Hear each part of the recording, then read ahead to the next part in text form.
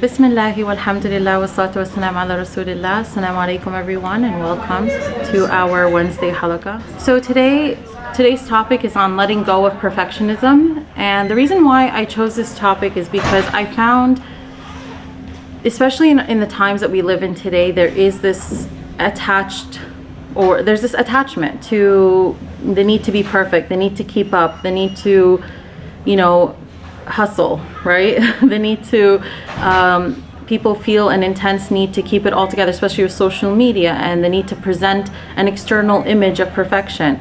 But a lot of issues that I work with have a relationship to people's attachment to perfection. And it's because we hold on to perfection most often, especially for those who do struggle with perfection. They hold on to perfection to avoid a very difficult emotional experience. Does anyone know what that is?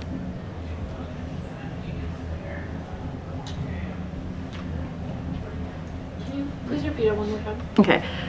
A lot of times, people's attachment to perfection is because they're trying to avoid a greater pain. And that's a painful emotional experience that they try to avoid. What do you guys think that is? Failure? Receiving critique. Well, that's perception. Emotional experience starts. It's related to vulnerability, but it's not vulnerability. It's related to it though. So vulnerability can help people with this. Acceptance? Let's stay with vulnerability. Shame, right? Shame. Many times when people are very attached to the need to be perfect, it's to avoid shame, because shame is one of the most difficult emotional experiences to go through. It's those feelings of, I am flawed, I am not worthy now, I am less than. And so it plays a key role in why people are always trying to be perfect, if there ever is such a thing, right? Why, they might have rigid expectations for themselves, rigid standards for themselves, that things have to look a specific way. Their future has to look a specific way. Even their efforts have to look a specific way. That if they fall, less than those standards, it's like, I'm not worthy now. I'm a failure now. It's that negative self-talk. And so many times when people are attached to perfection, they're trying to avoid this inner experience of shame. So if I can be perfect, I can avoid feeling less than. If I can attain these perfect goals in this perfect time, then I can avoid feeling shame. I can avoid feeling like a failure. I can avoid all these negative emotions. So I need to prove to myself that I am perfect so that I don't feel flawed. Do you see the connection there? The problem with that is that perfection is an illusion. It doesn't exist. And if you're so fixated on perfection, you actually miss all the beauty of the journey itself. They say success is not this, flat linear line that goes upward. It's up, down, but you're still going up. So it's still moving, it's still increasing your progress, but even that progress, you go up a little bit, you fall. But the next time you fall, you don't fall as deep as you fell before. But there is no journey without setbacks. There is no, working towards a goal without feeling some type of setback, some type of imperfection, some type of challenge, some type of, like that feeling of, okay, you do it well a few times, you mess up a few times. So perfection plays, this attachment to perfection, it plays a role in every area of our lives. And it plays a role in our spiritual experience with Allah subhanahu wa ta'ala. Because many times, many people wait for perfection to walk towards Allah subhanahu wa ta'ala. So many times we wait for what? The perfect atmosphere, the perfect place. We wait for Ramadan, we wait for Umrah, we wait for the perfect feeling, right? Okay, I don't feel good enough to walk towards Allah. don't feel perfect enough to walk towards Allah. So when you're attached to perfection, you have a hard time going to Allah when you feel anything less than perfect. You're so good with all the prayers and you delay a prayer, then you feel so much shame that you feel like, well, how am I going to face Allah now? I'm going to Aisha, for example, if you miss Maghrib.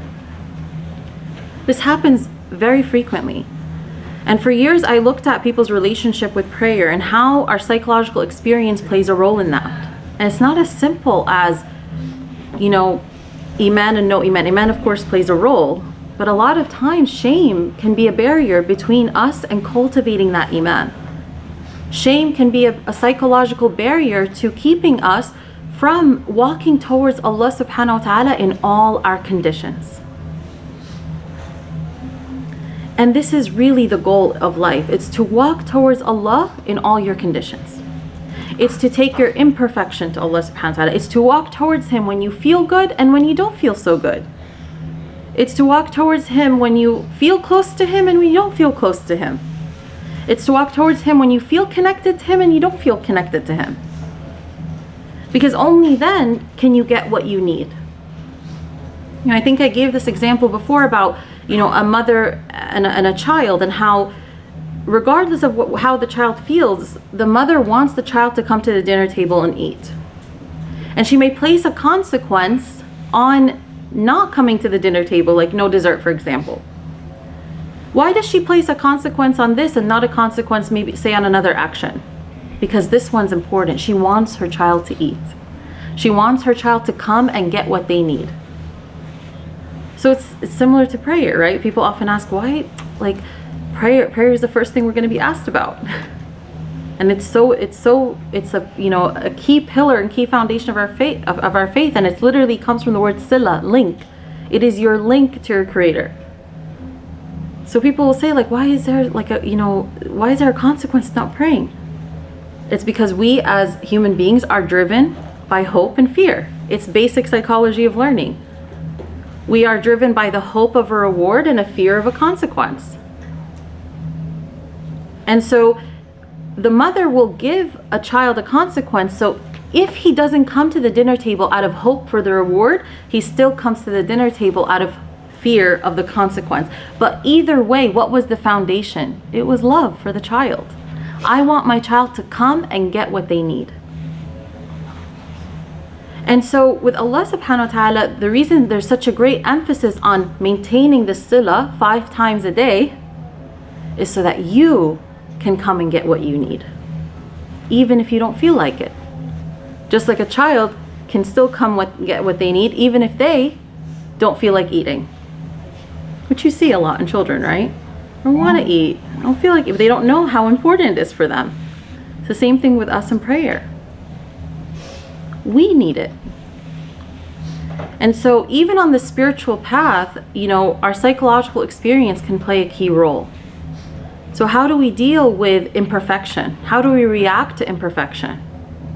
One of the things I teach my students is to quiet or to redirect the two shs, right? Which is shaitan and shame. If you can try to redirect those two, you can be really powerful, or learn how to cope with them. It can be really powerful on your path. Because shaitan, of course, will come and try to get you to utilize shame. Shame is one of shaitan's greatest psychological tools. He prevents people from getting what they need using shame. Oh, you're gonna go to Allah? You're not worthy of going to Allah. How are you gonna face Him now? So shame can be one of the greatest psychological tools of shaitan that keeps people from getting what they need from Allah when they need it most. So what's the answer to that? But also the role that we play too. It's not just shaitan. We often blame shaitan a lot, right? But we play a role too. How do I deal when shame comes up in all the circumstances of my life?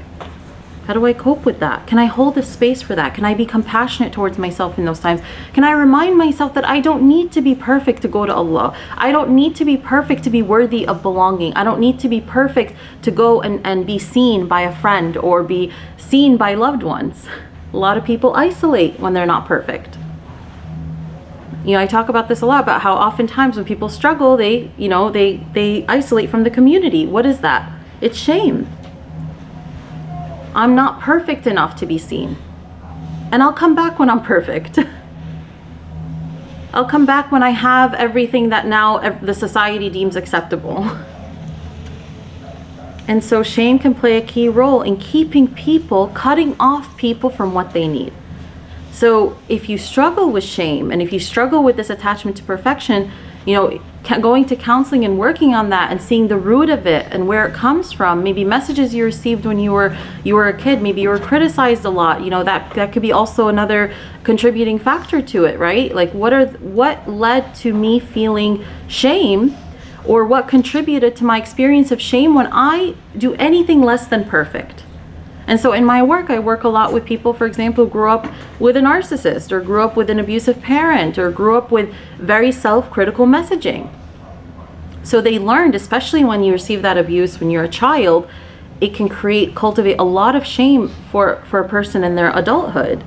Because when you're a child, your brain is like a sponge. And you don't have the maturity and the capacity to understand that that's not true and that doesn't apply to me.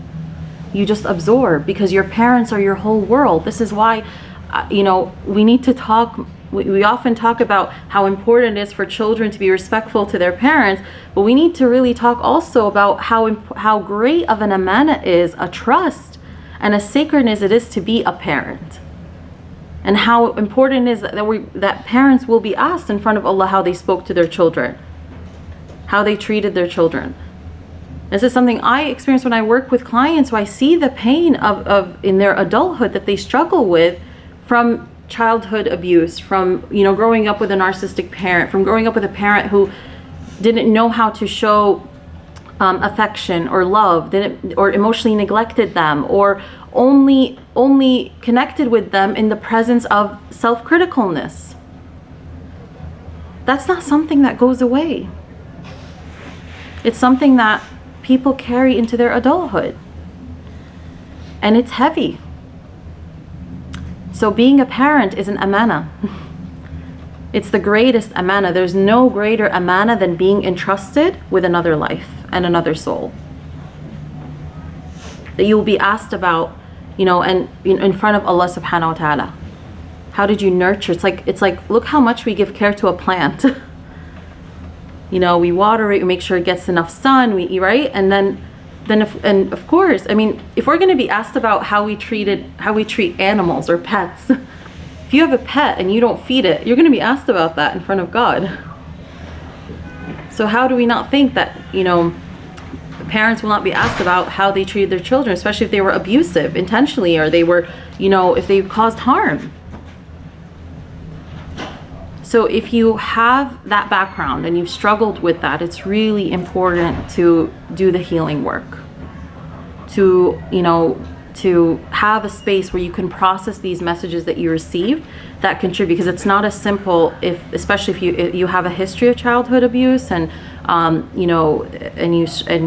and you have that background of trauma as a child. It's not as simple redirecting shame. It can be very powerful, but the more you do that healing work, the more it'll also impact you spiritually. Everything's connected. It's not our spiritual experience over here and then our mental health over here. No, you work on your spiritual experience, it can help you mentally, but you need to work on your mental health and emotional health, right? To also help you spiritually. Because we are holistic beings.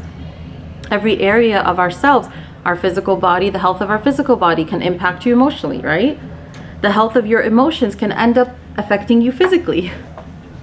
So nothing functions separate from one another. So that's one. If you notice that perfection this attachment to perfection is a constant struggle where you find, and one of the signs that that it's a constant struggle is that you're either perfect, you're all or nothing. You either, feel so good, you're on a high when, you do everything on your to-do list, you match, it's that perfect day, right? And then look at how you treat yourself or how you function when you have a setback or a mistake, or you don't follow that same routine that you set for yourself the day before.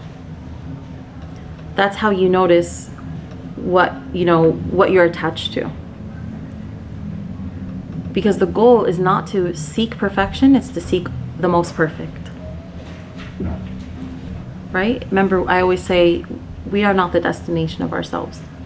And we're always going to be in need of Allah subhanahu wa ta'ala. Even on the days you think you are perfect. Even on the days you think you have it all together. You still need Him. Allahu al-Ghaniyu wa nahnu al-Fuqara. He is the rich, al-Ghani, right? Not in need. Self-sufficient. He's the self-sufficient. He's not in need of us. And everything He has prescribed for us is because we are in need of it. But nahnu al-Fuqara. We are in need. Right? Literal translation is poor, right? We are the poor, but it means you're in need. And when we forget we need Allah, we struggle. Because we were never meant to depend on ourselves. And we were never asked to be perfect. We were asked to strive, and Allah loves those who strive. Allah loves those who continuously put effort. Allah doesn't just, He doesn't love the perfect, He loves the imperfect walking to Him. Those who fall and get back up. I see you, Allah, I'm coming back. That's what tawbah is, right? Tawbah is turning back. You're constantly turning back. This heart is the word qalb, right, comes from the nature of something that flips. That's why we say, Ya muqallib al-qulub, sabbit qulubana ala dinak, right? Like, yeah, oh flipper of hearts, oh the one that turns the hearts. Make my heart firm upon your way, upon your faith, upon Islam, right? Upon submitting to you, which was the literal meaning of Islam, right? It's that surrendering to Allah. It's that keep the eye of my heart on you. Don't let me make me the Lord of myself, or perfection a Lord. In the Quran, Allah subhanahu wa ta'ala gives the example of those who take their desires as Lord. You can take anything as a Lord, by the way. When we learn about shirk, we often think, oh, it's for those who associate partners with Allah, like say, oh, Allah has a son, Shirk is not just that. Shirk is giving anything the same value as Allah subhanahu wa ta'ala. And in psychology, we actually say that everyone has a God. In psychology, you reckon Carl Jung, he's big influencer in the world of Western psychology. He said, everyone has something that denotes a highest value. Everyone has a God. And so this is something he saw as looking at the relationship between religion and psychology, right? And he had quite a cynical view, but still, just I took from that, I'm like, see, even he's not Muslim, but he recognizes that everyone has something they make their highest value. As the Quran says, some people make desires their highest value. Sometimes, for people, it's perfection, their highest value. Sometimes it's ourselves. In modern day, the greatest religion, I mean, not the greatest in value, I mean, the most common religion, or growing, I would say, is worship of the self. Or worship of shaitan. I've seen that upcoming too. But worship of the self. Me. You do you. Me first. Right? So religion takes many forms. When people say, oh, I don't have a religion. Yes, you do. You have something that's your highest value. And when you have something that's your highest value, naturally you worship it.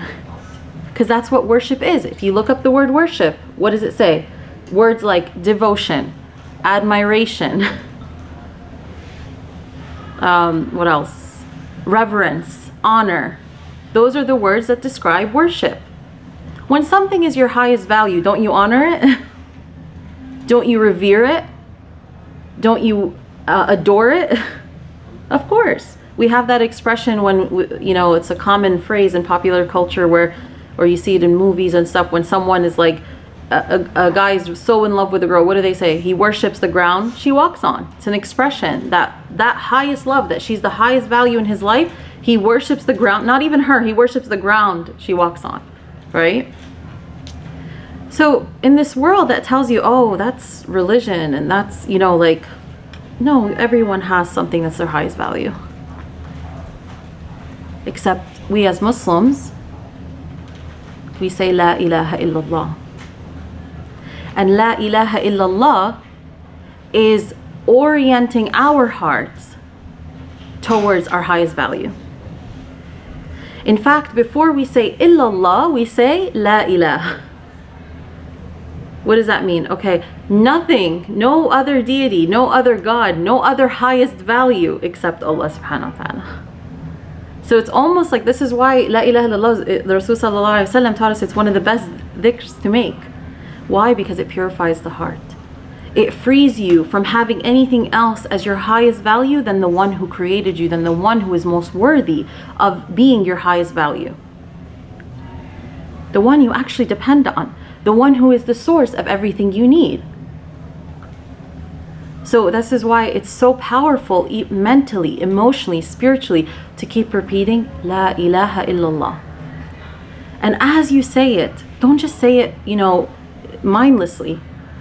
No, really be present. La ilaha illallah. And imagine like you're negating everything that you maybe unintentionally have put in the same value as Allah subhanahu wa ta'ala. Maybe it's people. Maybe it's, people pleasing. Maybe it's perfection.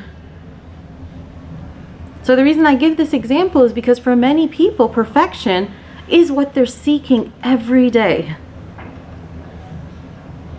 That's their highest value in a sense. That I'm only worthy, I'm only lovable, I'm only good if I can do things perfectly, if I look perfectly, if I have all the perfect things that society says I should have, but by a given time. This is a common thing, right? This is why I said a lot of times, the issues that I work with have some relationship to perfection. People, for example, depressed because they're at a certain age. They don't have a certain thing that they think they should have at that time. Societal pressures. I'm supposed to be this. I'm supposed to have this, and they feel shame because they don't have it. So what is the messaging behind that? I am only worthy if I get those things.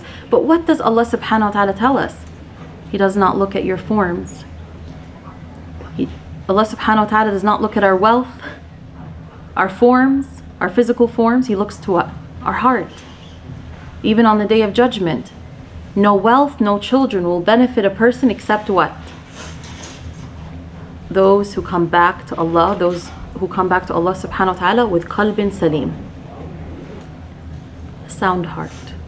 A heart that they took care of. A heart that found its wholeness through Allah subhanahu wa ta'ala. A heart that wasn't seeking perfection, no, that was seeking the most perfect. So I share this with you so you can reflect on how what your attachment to perfection is.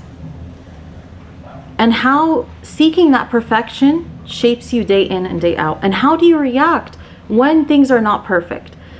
When you don't have a perfect day, when people don't react to you perfectly, when you don't, complete a certain perfect routine, or when things go outside of that perfect order that you have set for your life. Because if you notice, a lot of our tests in life are centered around letting go of our own perfection and attaching ourselves to the plan of the most perfect. And I want you to think about this in your own life, in your own tests, in your own struggles. How much of the pain you feel is because you're attached more to your own perfect idea of where you should be over the most perfect plan for you. The mind sometimes imprisons the heart. How? It creates these rigid expectations for the heart. No, you can't be at peace right now until we attain this. You can't be joyful right now until we attain this. You have to stick to this rigid definition I have for you. But guess what? We humble this in sujood for a reason. No, you don't dictate for me my peace. Allah does. And so the more we can have tawakkul and attach to Allah's perfect plan for us, the more freer our heart becomes, more flexible our heart becomes, the more content our heart becomes. But we're not going to always wait for perfection to walk towards Allah. We're not going to wait for perfection to do what we need to do, especially in the world we live in. We're very attached to feeling perfectly. Oh my God, I can't begin to tell you how many times I hear the phrase, well, I don't feel, I was doing great, and then I don't feel like doing it anymore. But since when was emotion or feeling a prerequisite for doing what we need to do? Like, we don't apply this, by the way, to like a lot of other things in our life, right? You don't wake up and say, you know, I don't feel like, if every time you didn't feel like going to work, you don't go, obviously you're going to realize that's ridiculous, right? I have to go. It's not about my feelings, it's about showing up for work, having a good work ethic. It's the same thing with, you know, showing up for what Allah subhanahu wa ta'ala has called us to. It's the same thing with showing up for what serves you spiritually, mentally, emotionally, physically. Just do it, Nike. You know, I always say that. Because it applies, right? A lot of times, if you wait for yourself to feel, you're going to be so inconsistent. But if every day you have some like minimal markers, not perfect markers, but minimal markers where you say at least every day, and they have to be realistic, not perfect, okay? Where you say at least every day, what's doable for me is if I show up, you know, for what Allah subhanahu wa ta'ala has asked me to, that's given, right? What has my creator asked me to show up for so that I can get what I need? And then what can I show up for? How can I show up for myself every day in a way that will serve me in the long run? That if I do this every day, just a little bit at a time, then in a month, in 2 months, in a year, I'm going to be a different person. I'm going to be an improved person. But the key is not to be attached to perfection. So how do we do that? It's that I'm not attached to a perfect feeling. It's about doing it. Okay? I'm going to get up. I'm going to do it. Those 2 things that I set for myself, I'm going to check them off. And you challenge yourself. You say, it's okay. I don't feel like it. Ya Allah, help me. You know? And then after you just complete one, you're going to want to complete the other. And then you realize, wow, it's not about feeling good before. It's the actual actions that give us good feelings. You know, like many people don't feel good before working out, but they feel great afterwards. Why? Because actions send messages to our body, send messages to our brain, telling us the reality of what we just did. This is why people feel guilt when they do something that's not right. It's like your body feels the score, your being feels the score. So then of course when you do something that serves you, when you do something that is pleasing to Allah subhanahu wa ta'ala, when you do something that benefits you, you're going to feel good too. You know, even in psychology, we know that smiling, even like when you don't feel like it, right? Like just like making yourself smile, it sends a message to your brain that you're happy. Isn't that crazy? Now, so sometimes you have to smile before you actually feel like smiling. And it's so interesting that smiling is a charity. This is what the Prophet ﷺ said. That smiling is a charity. Because not charity is something that benefits. Smiling benefits the one who sees it, and it benefits you. But sometimes we're like, no, I don't feel like it. Gotta, you know, keep my face still. Gotta make sure I show no happiness. And of course, it's not about being fake. Allah knows your intention. You're trying to like, you know, send a message to your brain. You know, it's like an exercise. It's like when you don't, like again, it's like when you don't feel like working out and you go work out. You're like, wow, I didn't feel like it, but now I feel good. I feel like I did something for myself. Because everything we do essentially benefits us. It doesn't benefit Allah subhanahu wa ta'ala. So the challenge for you, and I challenge you, don't wait for Ramadan to start walking towards Allah subhanahu wa ta'ala and the person that He wants you to be. Don't wait for perfection to start doing something, even something small, that will impact you greatly in the long run. You see, you don't see small steps when you're doing it, but you see the whole staircase when you're done, right? You see all the steps that you walked. But sometimes when you're walking up those stairs, all you're fixated is on what? This step is so hard. So remember, it's the same thing when you go hiking and you're walking up and it's easy to go downhill, right? It's the hardest to go uphill. But when you get to the top and Allah shows you the view, you're like, Alhamdulillah. It might have been not as easy as going downhill, but it was much more worth it. The greatest views are often at the end of the hardest paths. Really. Who goes hiking here? Who can attest to this, right? There's so many lessons to be learned from nature and being out in nature.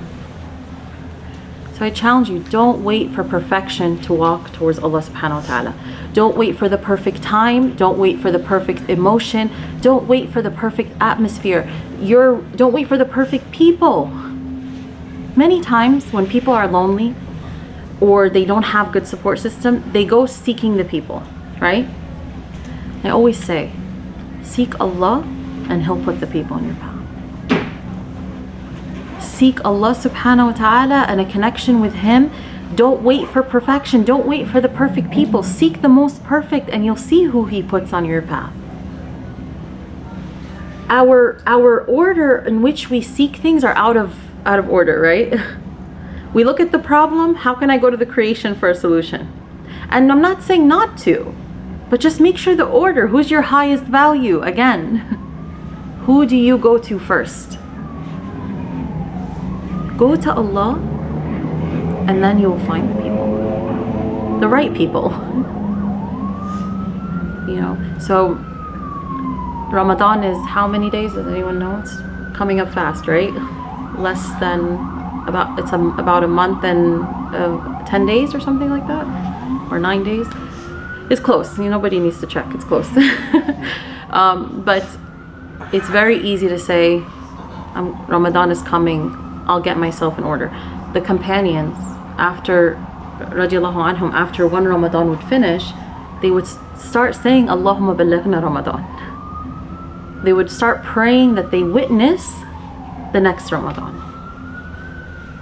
And many of us come 5 days and we're not praying, for the next Ramadan, right? Some people even dreading it. Or some people we're waiting till the last minute. Might be hopeful for it, but we're waiting till the last minute. Start longing for it from now. Start creating, showing up for Ramadan so you welcome it beautifully. And inshallah, I hope over the next few halaqat, I'll give some reminders to help us, prepare our hearts for Ramadan. But the key is not to wait. Allah is already with you. That's who you're seeking. We're not seeking perfection, we're seeking Allah. We're not seeking Ramadan, we're seeking the creator of Ramadan, the Lord of Ramadan. We're not seeking the spiritual high and iman, we're seeking Allah subhanahu wa ta'ala. When you make Allah your highest value and the destination, it makes things simpler. And in every situation, that is what we're tested. What are you seeking? That is the question. Allah's asking you, what were you seeking here? When you get really upset about something, ask that question. When an outcome doesn't go as planned, what were you seeking? What were you worshiping? When you do good and then you find yourself irritated because maybe the outcome wasn't what you expected, then ask yourself, what was I seeking? One of my teachers used to say, it doesn't matter, if one person shows up or 2 people show up or 50 people show up, he's still gonna, teach. Because who is he seeking? Allah.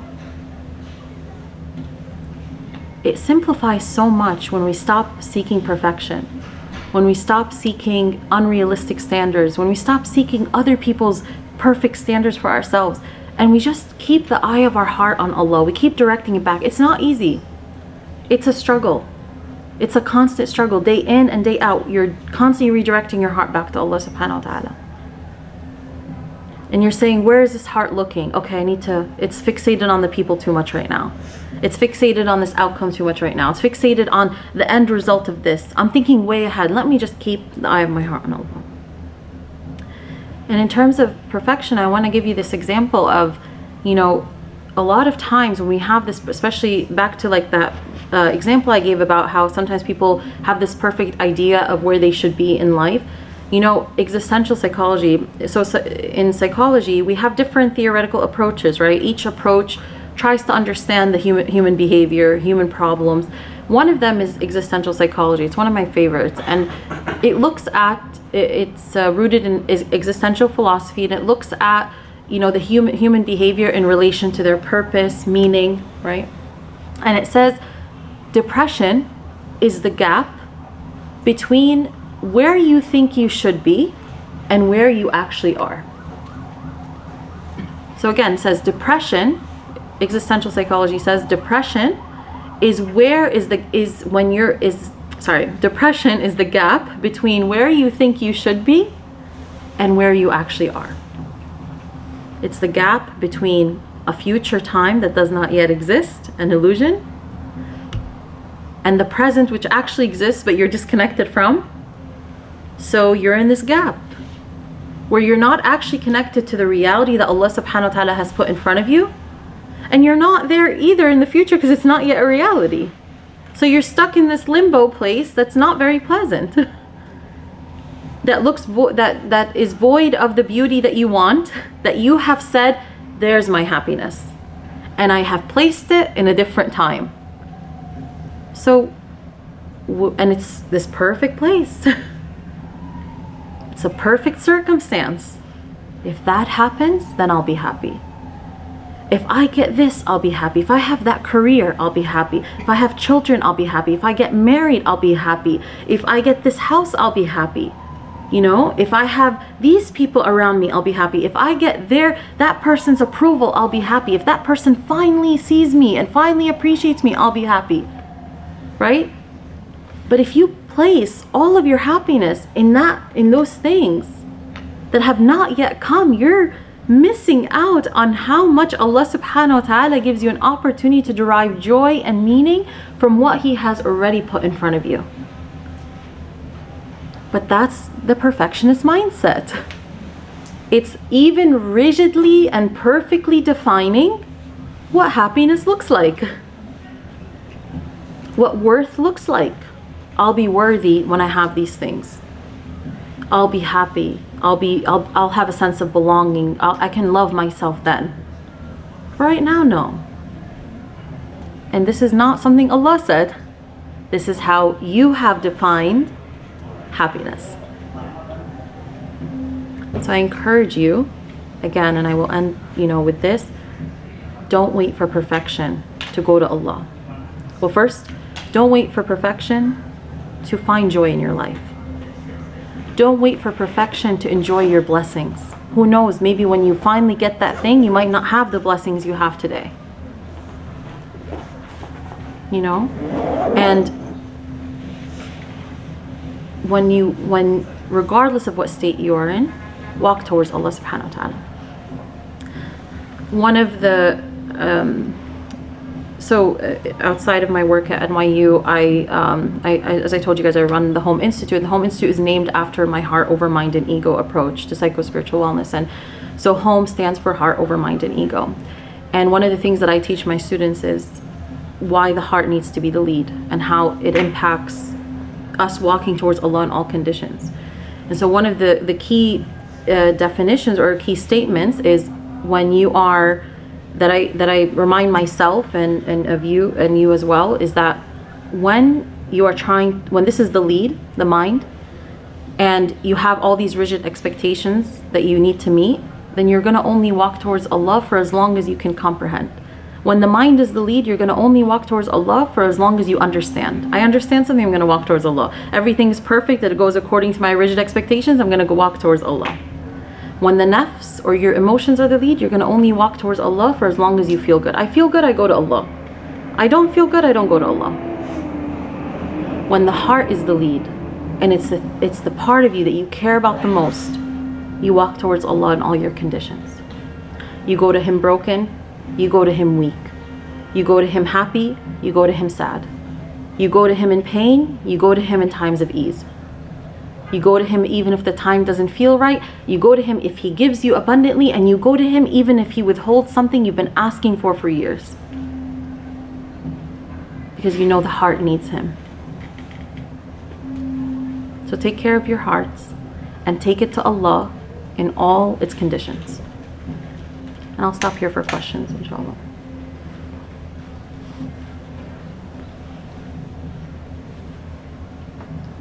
Yeah. You talked a bit about earlier how one of the most common quote-unquote religions are becoming the worship of the self. Mm-hmm. How do we differentiate that from self-love for the sake of Allah's content? So I'm gonna repeat your question. So you said that I mentioned earlier that worship of the self is a growing religion. How do we differentiate between worship of the self and self-love, right?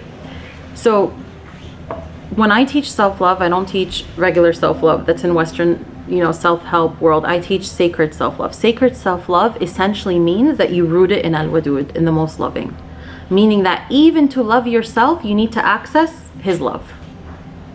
So by learning how to love yourself, because that's how children, right? How do they learn to love themselves? Through their parents, right? Children are not going to just learn how to love themselves from nowhere. They learn from how their parents are with them. Parents model to their children through their love of them, through how they speak to them, through how they care for them. The child then feels, okay, then, I'm worthy of that love. I can love myself. Okay, so what if we didn't get that as children? What if people don't get that? Then we have the opportunity to get that with Allah. But we don't get it from ourselves because we're not the source of ourselves. You're not the source of, you're not the source of you're not the source of love. Allah is the creator of love. He is al-wadud, the most loving. He's the source of all mercy. Right? His mercy encompasses all things, as he tells us. So even in the way we love ourselves, who is the destination? Who do we go to access that love? Who do I go to understand myself? So he loves me. How can I not love me? I'm his creation. Not just, if I'm taught to practice from the attributes of Allah with others because they're his creation, then I'm his creation too. And then you reflect on all the ways Allah has been loving towards you, and all the ways that he loves you, and all the ways that he's close to you, and connecting to the verses that remind you of his love for you.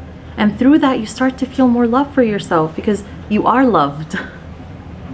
Not just by a human, but you are loved by the most loving.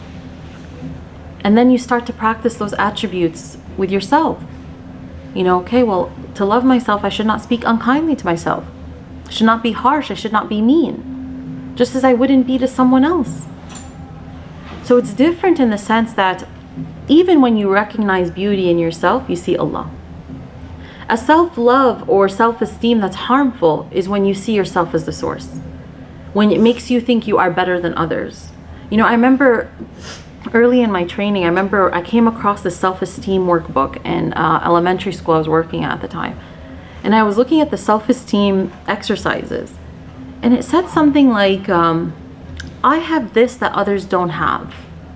And it's like a building, and I was like, wow, that's really like a messed up way to teach self-esteem, right? Because already it's like, first of all, you're teaching them to feel good about themselves in feeling superior over somebody else.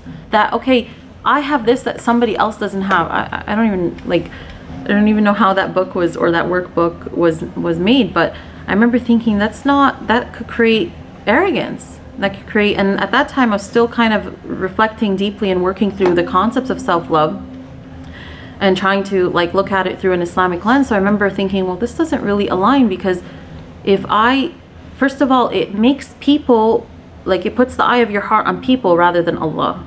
So there's a difference between what can I do better than others? No, there's a difference between asking that and then asking, what did Allah give me? And not looking to be better than others, right? Because everyone has something, everyone has strengths, everyone has challenges. And so if the way that I conciled, this whole debate is self-love, can self-love make me arrogant and whatnot, is that when I see something good in me, do I thank Allah? Do I see Allah as the source of it? Or do I attribute it to myself? And so how can you be arrogant or worship yourself if yourself itself is a means to Allah? And that's how you know. No, that's how you know. But that's a great question. I'm glad you asked that. Any other questions, thoughts, reflections, comments?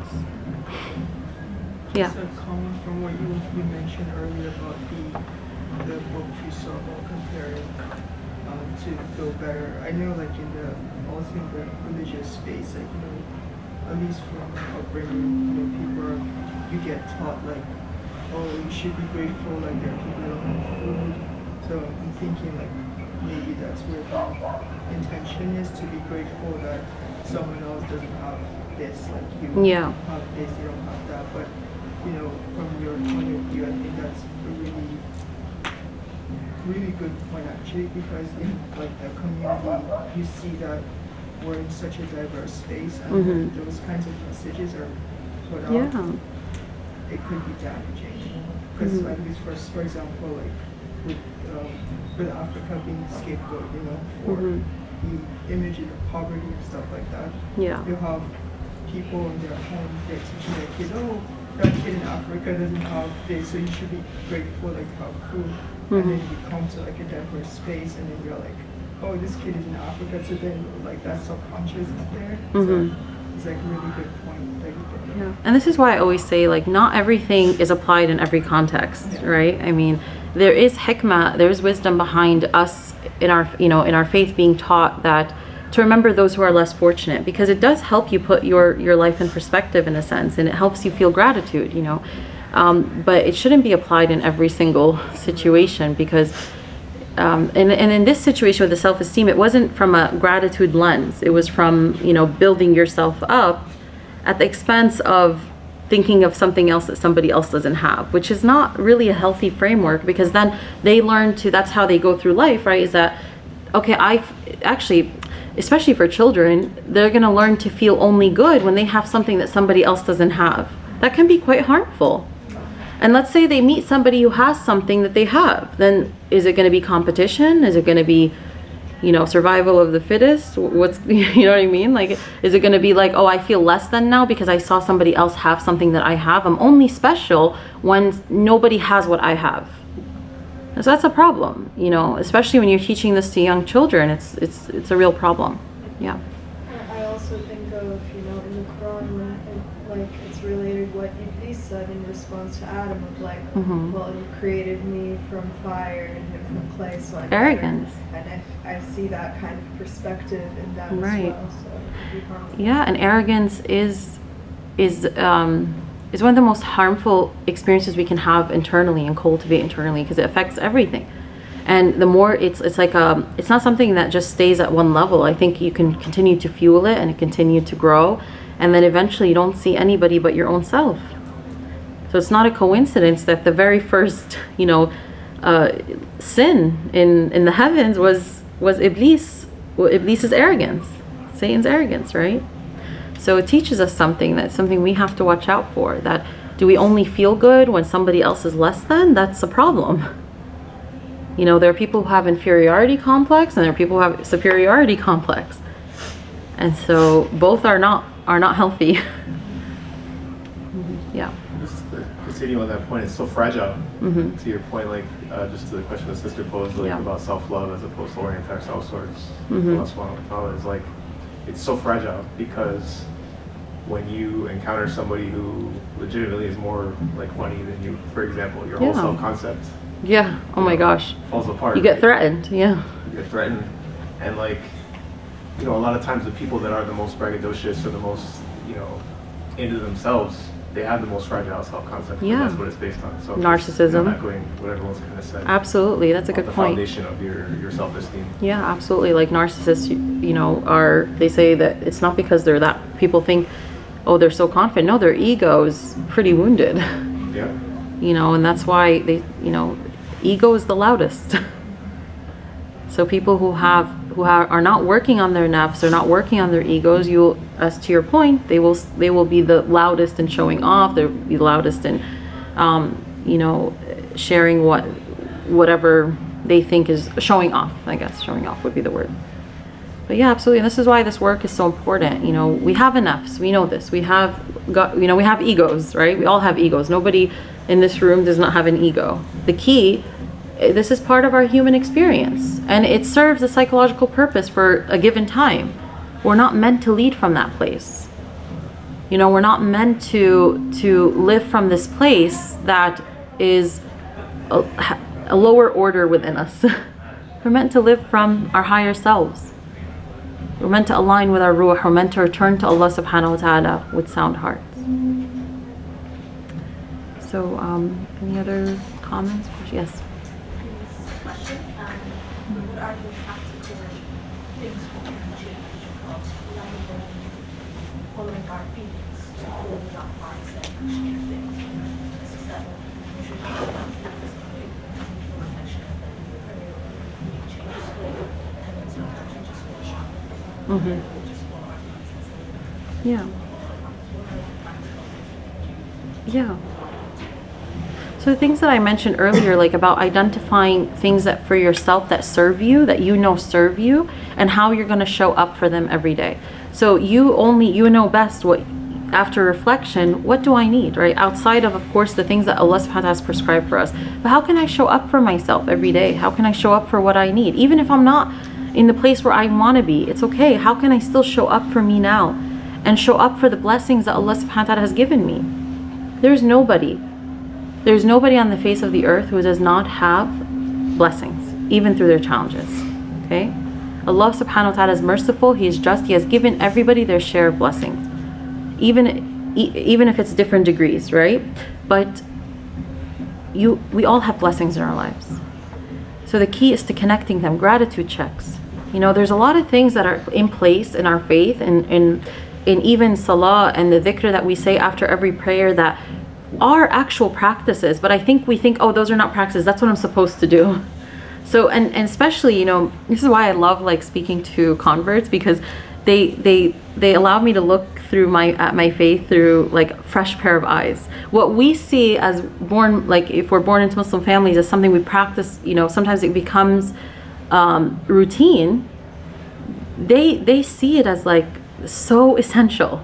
You know, I remember in college, one of my friends had converted, and she came to stay with me for a little while. And this was after she just converted. I remember watching her, how she would eat her food and how she would just take the time to really just say Bismillah and really connect to every bite. She was so connected, so present. And she, like, just to the dua that we might make, you know, Allahumma barik lana fi ma razaqtana wa qina adhaban nar. No, she took her time, mashallah, and she, like, you know, so like things that we're taught that we say every day growing up, or we say every day, you know, we might take for granted. We might think, oh, give me other practices. But we're disconnected from the actual practices. Every day, you know, as a psychologist, I know the importance of gratitude checks and how that's implemented in treatment approaches and mindfulness and all these things. But for years I looked at Islam and how all those things are incorporated into Islam. They're just not called those things. But every time after prayer, you know, when you sit with Allah, you don't get off the prayer mat right away. And you just sit with Allah and you're present with Allah subhanahu wa ta'ala. And you do your adhkar. You know, think of your adhkar, right? We're taught to say subhanallah, alhamdulillah, Allahu Akbar 33 times, right? Many of us just say subhanallah, subhanallah, subhanallah, subhanallah, right? Or alhamdulillah, alhamdulillah, alhamdulillah, right? And we're done. And Allahu Akbar, of course, 33 times. But what if this, starting from today, you sit with it and you say subhanallah, and as you're saying subhanallah, glory be to Allah, you think of all the ways Allah subhanahu wa ta'ala, you know, and His magnificence in your life and in the universe, in the world. And then how about when you go to alhamdulillah, for every alhamdulillah, you connect your heart to a blessing. That's 33 gratitude checks. You know, but this time you're not just doing it with yourself as a destination, you're doing it with Allah being watchful of you. and you're thanking Him. And then when you say Allahu Akbar 33 times, this time don't say Allahu Akbar. He is greater. And every time you say it, think He is greater than something that you've been occupied with. He is greater than this problem. He is greater than that problem. He is greater than this attachment. He is greater than this attachment. See how your heart feels after that. It's gonna be different. Right? Okay. I will stop here, inshallah, and we'll continue next time. Okay? Allahumma salli ala Sayyidina Muhammad wa ala alihi wa ashabihi ajma'in. Wassalamu alaikum wa rahmatullahi wa barakatuh.